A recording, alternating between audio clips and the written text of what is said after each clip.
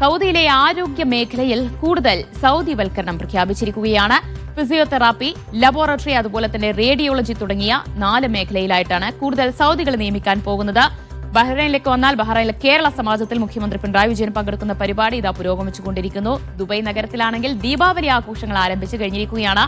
വാർത്തയുടെ വിശദാംശങ്ങളുമായി സൗദിയിൽ നിന്ന് അഫ്താബ് റഹ്മാനും ബഹ്റൈനിൽ നിന്ന് ഷഫി ഷാജഹാനും ദുബായിൽ നിന്ന് ഷിനോജ് ഷംസുദ്ദീനുമാണ് ചേരുന്നത്. നമുക്ക് ആദ്യം സൗദിയിലേക്ക് പോകാം.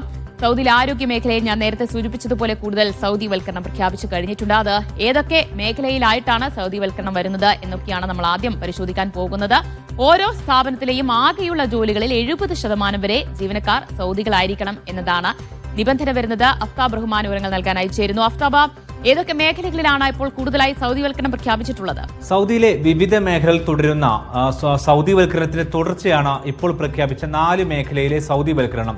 ഇത് 4ഉം ആരോഗ്യ മേഖലയിലാണ്.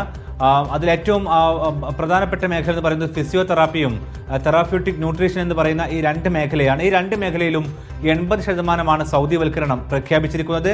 എന്ന് വെച്ചാൽ ഈ മേഖലയിലുള്ള ആകെയുള്ള തൊഴിലിന്റെ 80% ജീവനക്കാരും ഇനി സൗദി പൗരന്മാരായി ഘട്ടം ഘട്ടമായി മാറും.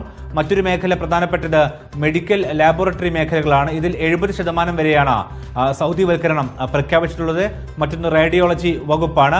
ഇതിൽ 60% സൗദിവൽക്കരണം പ്രഖ്യാപിച്ചിട്ടുള്ളത്. ഇവിടെ നിയമിക്കുന്ന ഓരോ സൗദി പൗരന്മാർക്കും നൽകേണ്ട ശമ്പളം സംബന്ധിച്ചുള്ള നിബന്ധനകളും സൗദി തൊഴിൽ മന്ത്രാലയം പുറത്തിറക്കിയിട്ടുണ്ട്. അത് പ്രത്യേകം എടുത്തു പറയുന്ന ഒരു കാര്യം, ഈ മേഖലയിലെ സ്പെഷ്യലിസ്റ്റുകൾക്കുള്ള സ്റ്റാർട്ടിംഗ് ശമ്പളം അല്ലെങ്കിൽ തുടക്ക ശമ്പളം 7000 റിയാലായിരിക്കും. അതോടൊപ്പം തന്നെ സാങ്കേതിക മേഖലയിലുള്ള ടെക്നിക്കൽ സ്റ്റാഫുകൾക്കുള്ള ശമ്പളം 5000 റിയാലായിരിക്കും എന്നുള്ളതും തൊഴിൽ മന്ത്രാലയം ഊന്നി പറയുന്നുണ്ട്. ഇത് വ്യത്യസ്തമായ ഘട്ടങ്ങളിലൂടെ അത് നടപ്പാക്കും. ഇതുമായി ബന്ധപ്പെട്ടുള്ള ആരോഗ്യ സ്ഥാപനങ്ങൾക്ക്, സൗദിയിലെ മുഴുവൻ ആരോഗ്യ സ്ഥാപനങ്ങൾക്കും ഇത് ബാധകമാണ്. ഈ ആരോഗ്യ സ്ഥാപനങ്ങളുടെ നിർദ്ദേശം വിവിധ മന്ത്രാലയങ്ങൾ വഴി അവരിലേക്ക് എത്തുകയും ചെയ്യും.